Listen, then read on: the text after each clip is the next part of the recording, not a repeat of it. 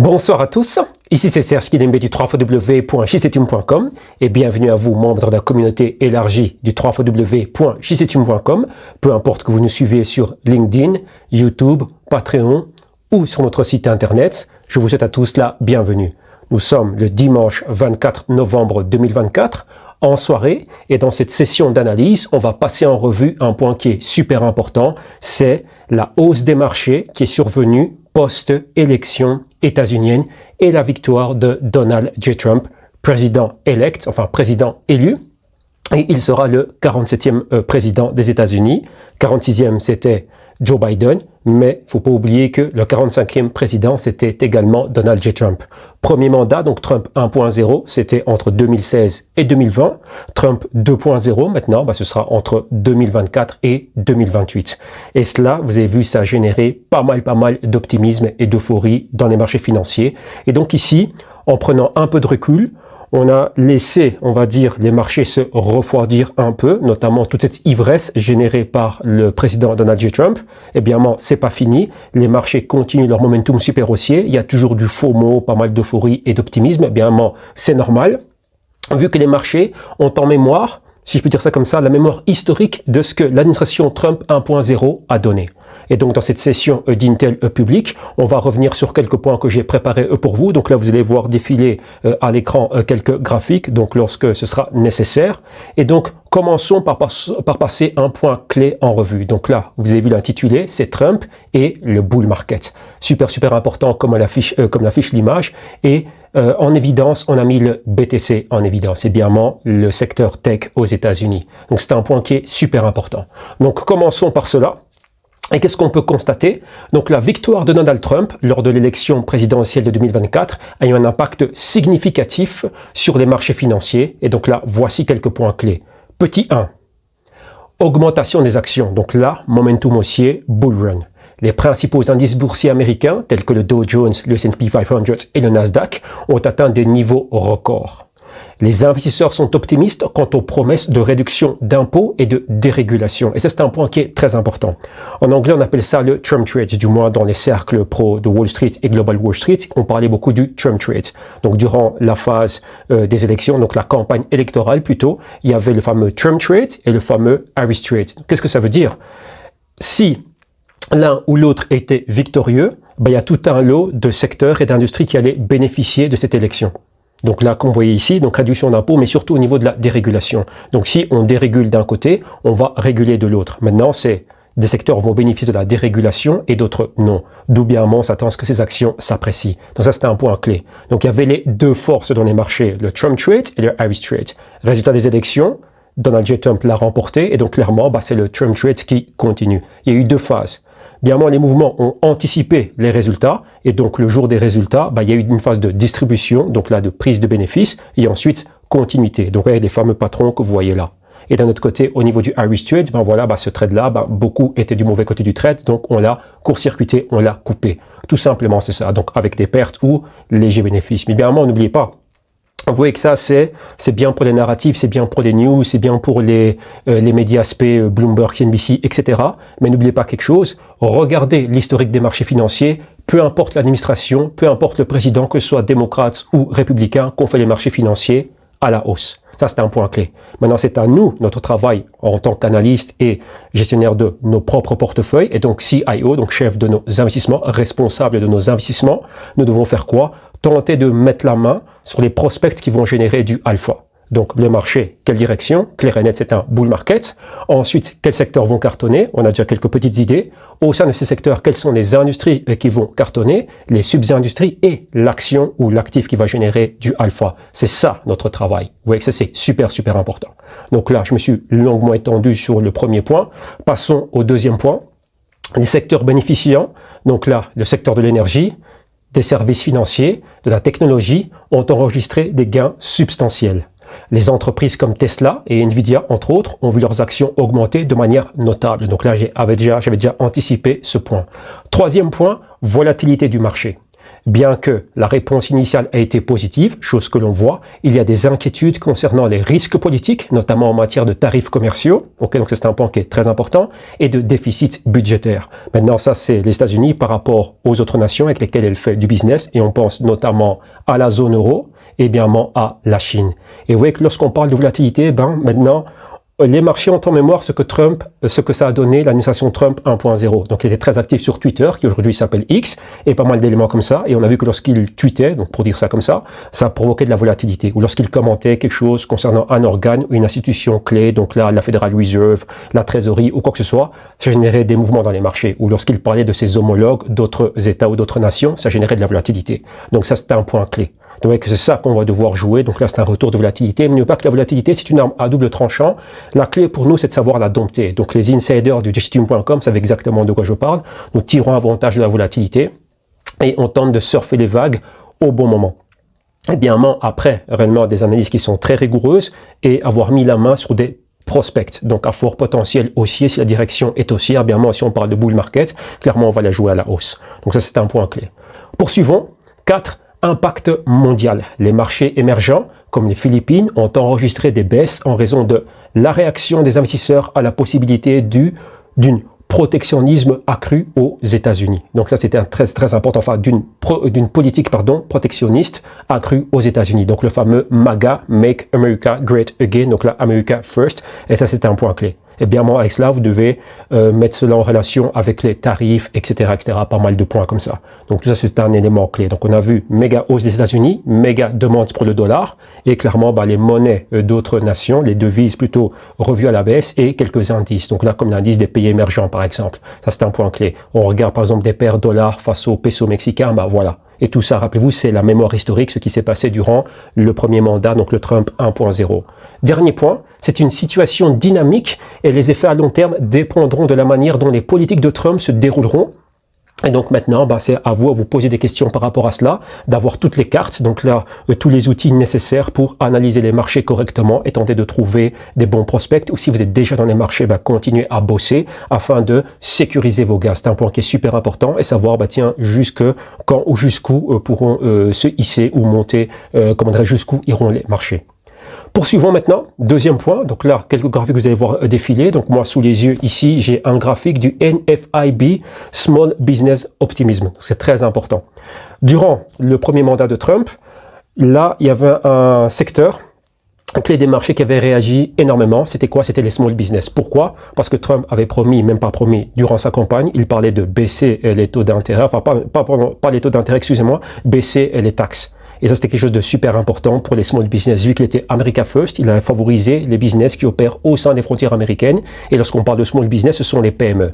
Il y a des entités qui sont privées, mais nous avons des entités qui sont publiques. Donc là, qui cotent publiquement. Donc là, on a un indice clé, c'est le Russell 2000. Et vous allez voir un peu plus loin, donc dans un autre graphique, on peut passer ce graphique en vue. C'est ce qu'on a sous les yeux.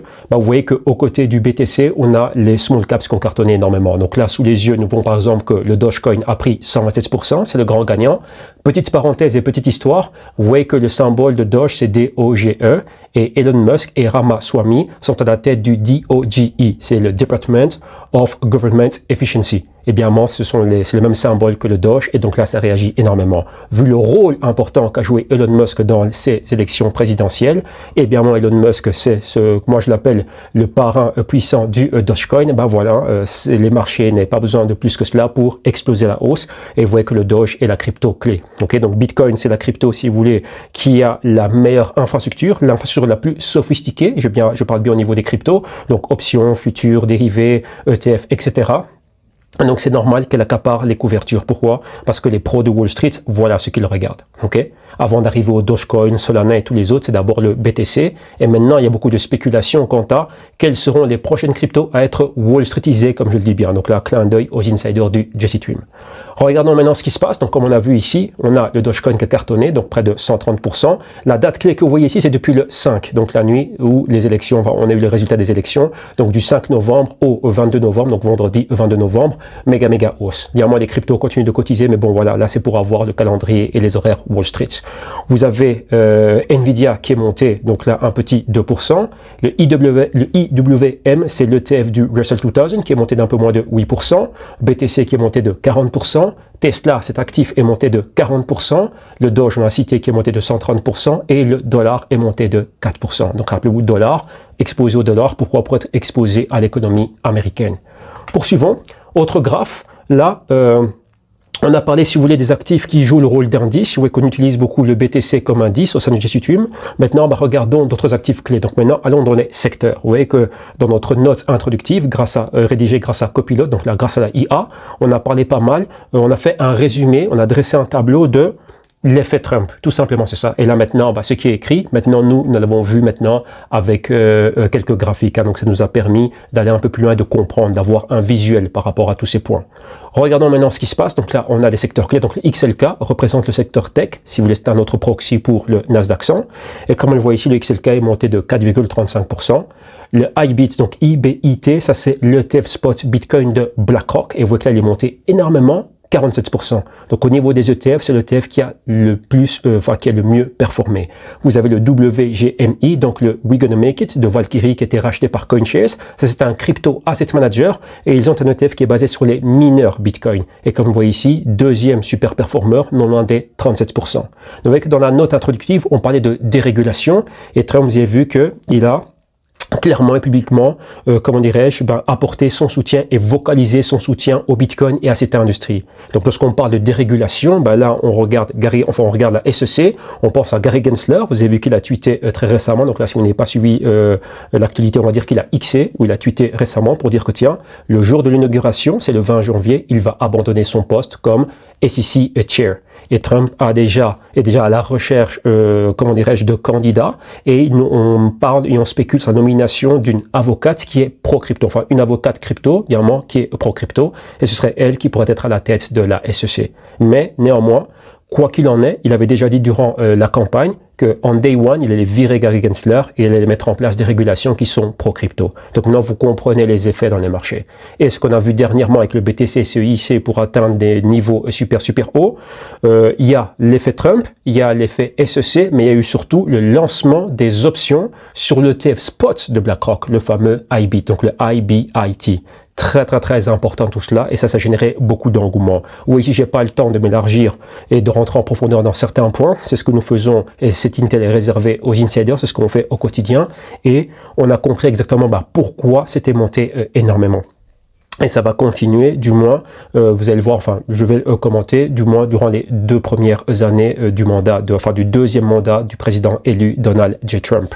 Donc, on parlait des performances. On a le WAGMI qui est monté pas mal. On a le SOX. Donc là, c'est l'ETF des semi-conducteurs aux États-Unis. On voit une performance négative, mais n'oubliez pas que depuis l'avènement de ChatGPT et le mégathème IA et Gen AI, les semi-conducteurs étaient montés énormément. Et cela, c'est grâce à Nvidia. Donc maintenant, nous sommes dans une phase de prise de bénéfices et on a une passation de pouvoir au niveau hiérarchique, une passation de relais. Donc les entités qui cartonnaient, c'était tout ce qui était IA, donc IA corporate, donc là, semi-conducteurs, cloud, serveur, data center, etc. Maintenant, on passe aux cryptos qui, naturellement, sont bien plus volatiles, mais pas n'importe quoi au niveau des cryptos. Les cryptos corporates, comme les actions des mineurs, et évidemment, vous avez l'ETF, qui est le produit de Wall Street.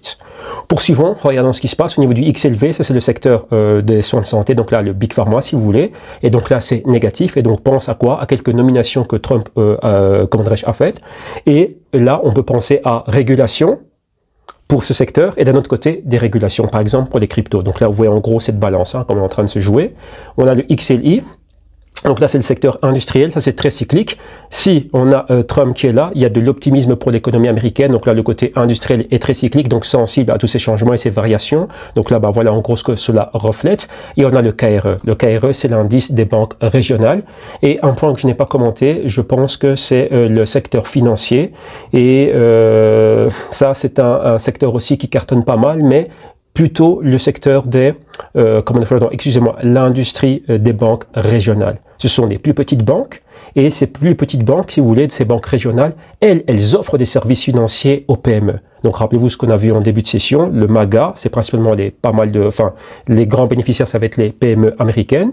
Elles ont cette mémoire. Donc là, lorsque Trump était président entre 2016 et 2020, donc là, c'est le retour de Trump et donc encore le retour de ce trade. Et bien, ça va faciliter le business pour ces petites entités. Ok, donc là, ces petites et moyennes entreprises, avoir accès aux services financiers, c'est quoi? C'est le crédit.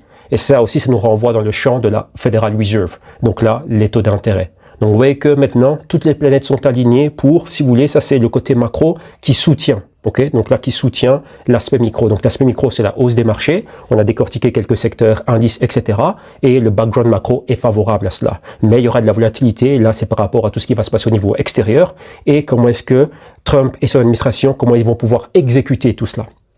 Vous voyez, donc ça va pas être quelque chose de tout simple. Donc là, appuyer sur le bouton buy et disparaître. Non, c'est quelque chose de très, comment dirais-je, volatile. Et donc, on devra surveiller tout cela et tirer avantage de la volatilité. Poursuivons. Donc là, on parlait du KRE, donc là, ce sont les banques régionales, donc là, business, et comme vous voyez là, cette industrie, donc cet ETF est monté de 16%. Donc ça, ce sont des points qui sont super importants et super intéressants. Deuxième point maintenant, on a parlé de l'impact sur les marchés. Maintenant, on va se focaliser sur la politique interne des États-Unis. On va parler balance de pouvoir. Qu'est-ce qu'on voit là? Donc on va essayer de copilote. Donc la victoire de Donald Trump en 2024 a des implications profondes sur l'économie américaine et l'équilibre du pouvoir. Donc là, l'équilibre du pouvoir politique, en anglais, on appelle ça the balance of power. Donc entre les républicains et démocrates, qui sont les partis les plus importants, si vous voulez, aux États-Unis. Donc l'équilibre de pouvoir politique à Washington DC. Et ça, c'est quelque chose de très important. Beaucoup ne comprennent pas cette dimension politique. Donc un clin d'œil encore une fois aux insiders du GC Team. Ils ont été bien initiés et ils comprennent bien ces points-là. Ok, donc c'est un point qui est super important. Je vais vous placer dans le contexte. Durant le premier mandat du président Donald J. Trump, donc là de 2016 à 2020, ils avaient le bureau ovale, un président républicain, mais ils n'avaient pas la balance du pouvoir. Vous voyez, vous avez le Sénat, le Congrès et la Chambre des représentants. L'ordre hiérarchique, si vous voulez, des personnes les plus importantes aux États-Unis, c'est 1, le président, 2, le vice-président et 3, the House Speaker. Et donc là, c'était Nancy Pelosi qui, elle, était démocrate, ou qui est démocrate. Ça, c'est très important. Donc là, si le président n'est pas là, vice-président, c'était Mike Pence. Mike Pence n'est pas là, Nancy Pelosi. Et donc là, vous voyez qu'au niveau de la Chambre des représentants, ça posait problème. Donc là, les républicains et Trump veulent faire quelque chose. Et lorsque ça arrive, on va, si vous voulez, à la Chambre, eh ben, boum, bloqué. Donc là, ils ne peuvent rien faire. Donc là, c'était la balance du pouvoir. Ils disent qu'il y a 100 sièges et pensez à 51-49. Donc là, ce sont des points qui sont très importants. Maintenant, ils ont le bureau ovale. Donc quand je dis maintenant, c'est maintenant de 2024 à 2028, sans oublier que nous avons des élections de moyen terme. Donc on peut dire que durant 2 ans, c'est pro-républicain partout. Ils ont le bureau ovale, Donald J. Trump, élu. Ensuite, ils ont la Chambre des représentants, le Sénat et le Congrès. Donc, qu'est-ce que ça veut dire? Tout ce que Trump disait durant sa campagne, maintenant, il y a de fortes probabilités que tout cela passe très rapidement et très facilement. D'où beaucoup d'engouement pour le marché. Pourquoi? Ils ne devront rien concéder aux démocrates. Mais attention, cela peut changer. Vous voyez que maintenant, il y a pas mal d'éléments. Les nominations, si cela, des personnes qui se désistent et qui disent non, ok, moi, je viens plus. Donc, tout ça, ça génère de la volatilité. Mais, du moins, si ça reste comme ça, durant les 2 premières années, donc jusqu'aux élections de moyen terme, c'est ultra favorable pour les marchés. Maintenant, vous comprenez pourquoi est-ce que certaines industries ont réagi. Donc tout ce qui est crypto, banque régionale, il y a pas mal d'éléments comme ça. Et vous comprenez, dérégulation. Donc s'ils veulent déréguler, ça va être très facile de le faire. Il n'y aura pas de contestation, il n'y aura rien à concéder au camp adverse ou le parti adverse que sont les démocrates. Ok, donc ça c'est le contexte. Lisons, donc là, économie américaine, l'administration Trump prévoit de renforcer les mesures protectionnistes, notamment en augmentant les tarifs douaniers, on avait déjà vu cela, et cela pourrait entraîner des tensions commerciales, donc la trade wars, accrues avec d'autres pays, Chine notamment, donc notamment la Chine, et de plus, des réductions d'impôts et une dérégulation accrue sont attendues. Donc là, vous comprenez maintenant les mouvements. Ce qui pourrait stimuler certains secteurs, comme on l'a communiqué, donc certains secteurs économiques, comme on l'a commenté, mais aussi augmenter le déficit budgétaire. Ça, c'est une autre histoire. Et certains économistes craignent un pic inflationniste. Maintenant, il faut voir comment cela va être géré. Ok, donc là, ce sera la trésorerie, les mesures qu'ils vont prendre, et bien la Federal Reserve. Balance du pouvoir politique, donc là, je me suis étendu largement sur ce point. Donc là, vous aussi, faites vos recherches par rapport à cela. La victoire de Trump et la majorité républicaine, ok, au Congrès pourrait entraîner des changements significatifs dans les politiques fiscales et commerciales. Les républicains sont susceptibles de soutenir les politiques de dépenses du président élu, ce qui pourrait influencer les priorités législatives. Troisième point, impact global. Les politiques protectionnistes de Trump pourraient avoir des répercussions sur l'économie mondiale avec les perspectives de nouvelles guerres commerciales, une inflation ressurgente, donc là ce que je commentais, et une croissance plus lente. Donc c'est une période de changement important et les effets à long terme dépendront de la mise en œuvre des politiques de l'administration Trump. Qu'en pensez-vous? Maintenant, vous voyez que j'ai pas envie d'aller trop loin. Voilà pourquoi je vais vous ai parlé des moyens termes jusqu'au midterm election et on verra ce qui se passe. Donc là, s'il y aura un changement au niveau de la balance de pouvoir. Eh bien, on verra ce qui va se passer au Congrès, au Sénat, et bien, la Chambre des représentants. Vous voyez qu'on est peut-être des opérateurs des marchés financiers. On n'est pas des économistes ni des politiciens, mais on doit comme avoir quelques notions et comprendre ce qui se passe. Vous avez vu que cela a favorisé certains trades. Et beaucoup d'opérateurs avaient déjà anticipé ces mouvements. Ceux du trend trade sont dans le camp gagnant, mais n'oubliez pas qu'il y a des A, B, C, D, donc il y aura de la volatilité, il y aura des phases de retracement, et donc là, c'est à nous maintenant d'être aware, d'être au taquet, d'être ultra focus, comme j'aime bien le dire, et tirer avantage de cette volatilité. Poursuivons. Maintenant, là, sous les yeux, vous avez un graphique qui a dû défiler à l'écran. Donc, tout simplement, c'est montrer un peu ce qui se passe au niveau des résultats des élections et les différentes majorités. Donc, vous voyez ici, House of Representatives, très important. Et maintenant, c'est la majorité républicaine.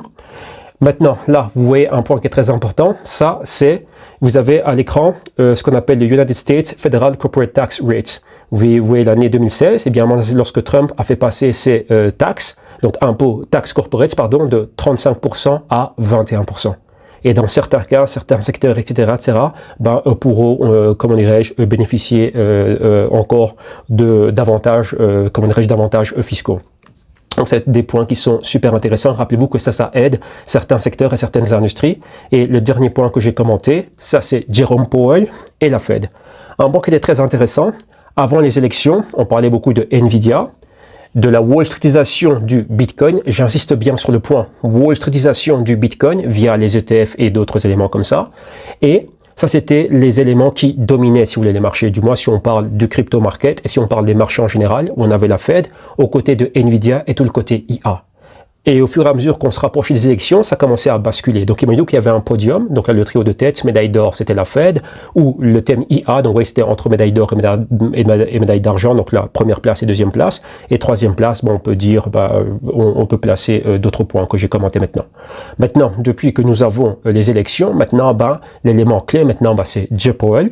Pardon, pas Jay Powell, c'est Donald J. Trump et l'impact maintenant sur les marchés. Donc, maintenant, Jay Powell et la Fed, Trump, la SEC, pas mal d'éléments comme ça, la Fed et tout ça, et le thème IA, Nvidia et tous les autres, ouais que ça a pris un peu de recul. Maintenant, c'est tout ce côté Trump Trade qui est en train de cartonner, et notamment les cryptos. Et au sein des cryptos, il y a aussi, regardez quelles sont les entités qui ont performé le plus, notamment Dogecoin. Hein. Si on prend les cryptos du top 10, je pense que Dogecoin est la crypto qui a cartonné énormément aux côtés de Solana. Donc là, ça, ce sont des travaux et des analyses que vous pouvez faire vous-même. Là, sous les yeux, enfin moi, ce que j'ai sous les yeux, c'est le graphique du bilan daté de la Fed et les taux d'intérêt, parce que c'est quelque chose de très important. Donc là, il faut avoir en mémoire ce qui s'est passé durant la première administration de Donald J. Trump et comment était en train d'évoluer les marchés et qu'est-ce qui se passait au niveau des politiques monétaires. Nous avons eu la pandémie en 2020, donc c'était l'année des élections, on a tous vécu ce qui s'est passé, et bien la réaction des banques centrales pour, on va dire, restimuler l'économie après le choc de la pandémie. Maintenant, ça s'est passé. Les politiques monétaires ont commencé à changer en 2022. L'annonce du changement a été faite en fin 2021. 2022, matérialisation dans la première hausse de taux d'intérêt. Comme vous voyez là, enfin, moi, c'est ce que je suis à l'écran. Et en même temps, on a commencé à avoir un allègement du bilan. Donc, c'était des points qui étaient très importants. Les marchés ont été secoués par cela. Il y a eu Crédit Suisse, FTX, pas mal d'éléments comme ça. Et ensuite, il y a eu un thème qui était très important. C'était quoi? C'était Gen AI. Donc là, OpenAI, ChatGPT et tout ça générait beaucoup d'engouement. Un méga carton, beaucoup d'injections de capitaux dans le thème IA et dans les marchés publics et dans les marchés privés. Et vous voyez que si vous regardez bien, et vous avez en tête l'historique du bilan de la Fed et des taux d'intérêt, ça n'a pas empêché des entités de cartonner énormément. Donc là, du 2, 3, 4, 5, x, 10x dans certains cas, toutes ces entités étaient principalement exposées au TMIA dans un environnement de haut taux d'intérêt. Vous voyez que c'est très important. Donc maintenant, le TMIA continue de cartonner. Maintenant, les politiques monétaires sont en mode easing, donc là, en mode assouplissement. On va voir ce que la Fed va faire au niveau de son bilan, baisser les taux d'intérêt, mais vous voyez que maintenant, Trump a pris le dessus au niveau de l'optimisme et l'engouement qu'il apporte. Et pour ceux qui suivent les marchés, comme nous le suivons nous, durant son premier mandat, c'était pas une histoire d'amour entre Trump et Jay Powell. Maintenant, est-ce qu'il va le remplacer? Est-ce que si, est-ce que ça? On va voir ce que ça donne. Excusez-moi, parce que j'ai un écran ici qui bug un peu. Voilà. On va voir comment cette histoire d'amour va évoluer. Jay Powell, lors du dernier FOMC, On lui a posé beaucoup plus de questions concernant, on va dire, son poste. Est-ce qu'il va le maintenir? Est-ce que Trump va le virer? Est-ce que si, est-ce que ça? Son mandat concourt jusqu'en 2026. Je parle bien de Jay Powell. Et donc maintenant, le focus, c'est ça. C'est Jay Powell. Comment va-t-il vivre et coexister sous une nouvelle administration Trump? Ça, c'est un point qui est très important. Mais les politiques monétaires de la Fed sont déjà connues. Et vous avez vu que lorsque ce sont des politiques de easing, c'est positif pour les marchés et aussi c'est positif pour l'économie. Donc là, le stimulus économique, continuité de l'expansion économique, l'inflation elle est sous contrôle. Maintenant, la Fed doit se focaliser sur l'emploi. Pourquoi? Pour consommer, il vous faut avoir un emploi. Du moins, au niveau psychologique, on a beaucoup plus confiance. C'est ce qu'on appelle le wealth effect, donc là, l'effet de richesse. Et c'est un point qui est super important. Donc, vous voyez qu'il y a pas mal de planètes qui sont alignées, qui sous-tendent, si vous voulez, cette thèse haussière. Moi, mon horizon à moi, c'est durant les 2 premières années, jusqu'aux élections du midterm. Il y aura pas mal de volatilité, mais on est principalement bullish. Ok, donc bien pour en savoir plus, donc là je vous recommande de passer au www.gisitume.com. Vous allez avoir différents liens, ça dépend de vous suivez cela. Donc là à travers notre page www.gisitume.com, via LinkedIn vous regardez dans ma bio, vous allez trouver cela, ou ici sur YouTube vous regardez quelque part en description, vous allez avoir les liens et vous allez arriver à notre page, voir ce que nous faisons, etc. Et si vous dites tiens ici il y a de l'Intel, ici c'est costaud et moi aussi j'ai envie d'apprendre, etc. Rejoignez-nous au quotidien et vous allez voir que vous n'allez pas le regretter. Un grand merci à vous tous. Excellente fin de soirée, excellente fin de week-end. Du moins, ça dépend à quel moment vous avez suivi cette vidéo. Excellent début de semaine aussi. Pour mes insiders, méga clin d'œil. On se retrouve dès demain matin pour notre morning market meeting. On saurait des market wrap and recap et pas mal d'intel que nous publions au quotidien. Et pour vous tous, Patreon, LinkedIn, YouTube, etc. Un grand merci. Focus et ciao.